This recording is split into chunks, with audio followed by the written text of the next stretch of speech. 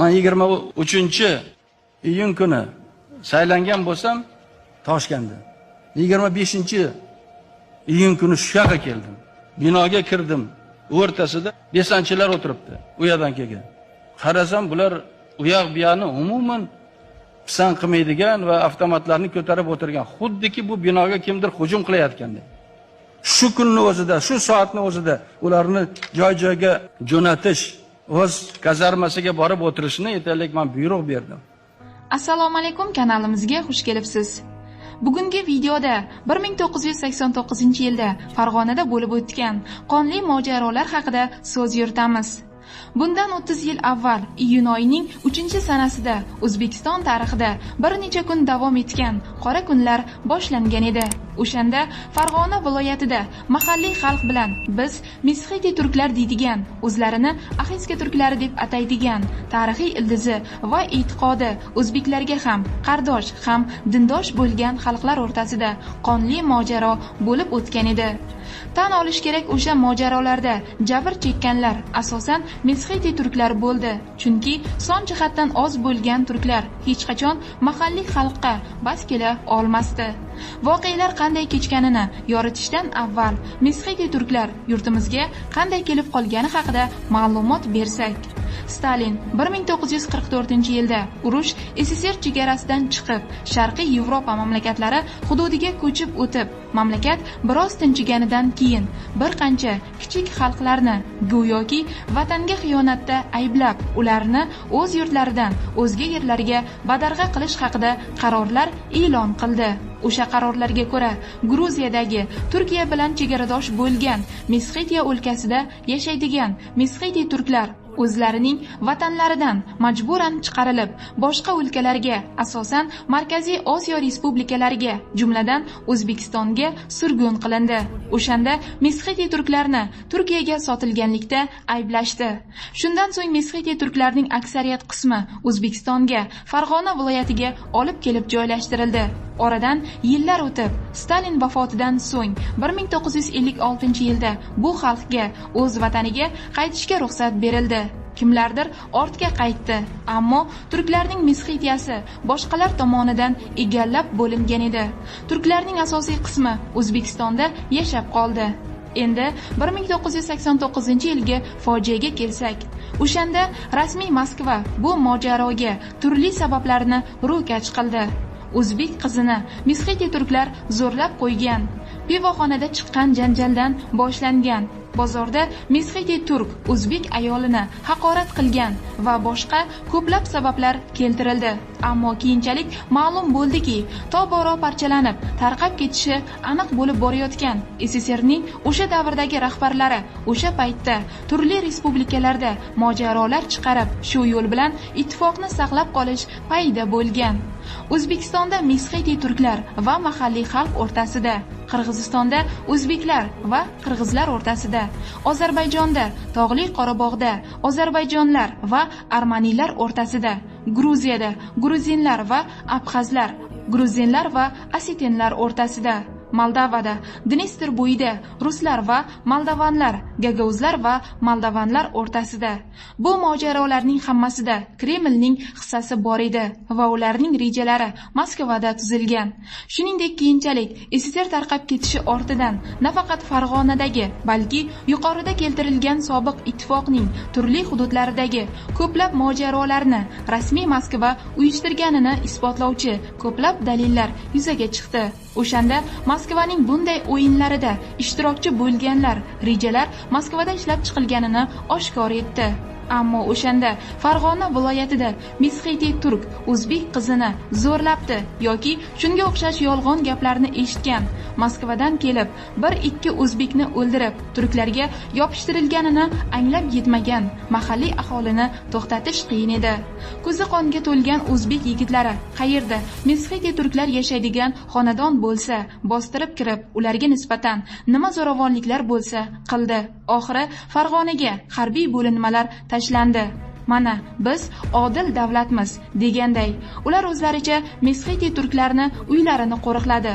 Mojaro rejasi Moskvada tuzilganiga yana bir isbot shuki, o'shangacha sodir bo'lgan mojarolarni imi-jimida yopib kelgan Moskva Farg'onadagi fojiani suratga olib, televideniyada ko'rsatish uchun markaziy televideniyadan bir nechta operator va muxbirlardan iborat butun boshli guruhni yuborgan va har kuni necha martadan olovli nuqtadan go'yoki o'zbeklarning qonxo'rligi, o'zbeklarning zo'ravonligi haqida materiallar berib borilgan edi. To'polonlar turklar yurtimizdan olib chiqib ketilishi bilan tugadi. Moskvadagi markaziy televideniya ko'rsatgan lavhalardan farqli ravishda xorij mediasiga intervyu bergan Mesxeti turklar hammasi tushunarsiz tarzda boshlangani, boshida o'zbeklar bilan mojaro chiqqaniga ishonmaganlari va bir-biridan balki ruslar bilan mojaro chiqqandir deb so'raganlari, chunki ungacha o'zbeklar bilan hech qachon kelishmovchilik yuz bermagani, o'zbeklar va turklar hatto quda anda tutinib ketganlari, shu uchun o'zbeklarning Mesxeti turklarga qarshi ko'tarilganlariga ishonmaganliklarini hikoya qilganlar. Endi esa voqealar guvohlari tilidan hikoyalar keltiramiz.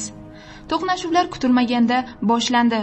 Uylarga o't qo'yilib, Mesxeti turklarini kaltaklash, qotilliklar bunaqa bo'lishini hattoki qo'rqinchli tushda ham tasavvur qilish qiyin. O'zbek do'stlarim ko'p edi. Hech qachon ziddiyatga bormaganmiz. Ko'chalarda oqayotgan qonni ko'rib ham buning haqiqat ekaniga ishona olmadim, deydi hodisa guvohi Javid Aliyev. Uning so'zlariga ko'ra, o'zbeklar va turklar o'rtasidagi nizo 1989-yilning 23-mayda boshlangan. 3-iyunga kelib esa dahshatli fojiaga aylangan. Mening ota-onam Farg'ona viloyatining Quvasoy tumanida yashardi. U yerda birinchi qirg'inlar bo'lib o'tdi. Men Farg'ona viloyati ma'muriy markazida o'qirdim. Do'stimdan o'zbeklar Mesxeti turklarining uylarini yoqayotgani haqida eshitib qoldim. Ular mamlakatning barcha hududlaridan o'zbeklar kelib, Mesxetilarni urayotgani, o'ldirayotganliklari haqida aytishdi. Keyingi kuni Quvasoyga bordim. Mahalliy o'zbeklar menga shubhalanib qarashayotganini sezdim. Kechqurun Aliyevning nafaqat Mesxeti turklari, balki ruslar, koreyslar, Qrim tatarlaridan iborat hamqishloqlari hukumatdan Quvasoy aholisini himoya qilishini so'rab, Lenin maydoniga namoyishlarga chiqadi. Viloyat rahbarlari ham nima bo'layotganini tushunmasdi. Nega har doim tinchliksevar bo'lgan o'zbeklar bunchalik tajovuzkorga aylandi?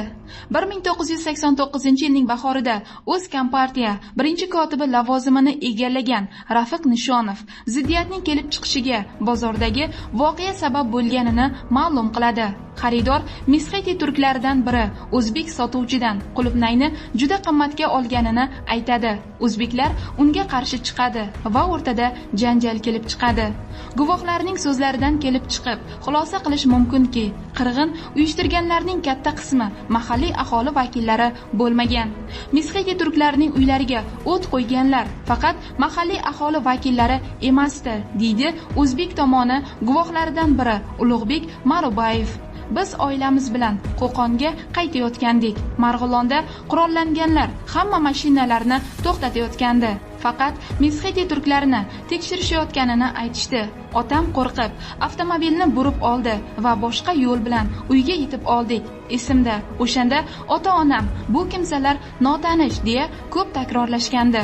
3-iyun kuni kechki payt onamning ukasi biznikiga keldi. U 20 yoshlarda edi. Mesxetilarga qarshi qirg'inda ishtirok etayotganini aytdi. Mening ota-onam bundan shokda edilar. Keyin u Mesxetilar o'zbek qizlarining nomusiga tekkani, millatdoshlari himoyasi uchun bunga aralashganini aytdi. Bu gaplar rost yoki yolg'on ekanini tekshirishning imkoni yo'q edi. Bunga ishondik, deydi Marubayev. Bolaligimda yaxshi eslayman. Mesxetilar bilan do'st edik. Ularni qardosh, millat deb hisoblashardi. Bo'lisha olmaydigan hech nima yo'q edi. Uning ustiga O'zbekiston har doim ko'p millatli yurt bo'lgan. Unda juda ko'p millatlar ahil-inoq yashagan.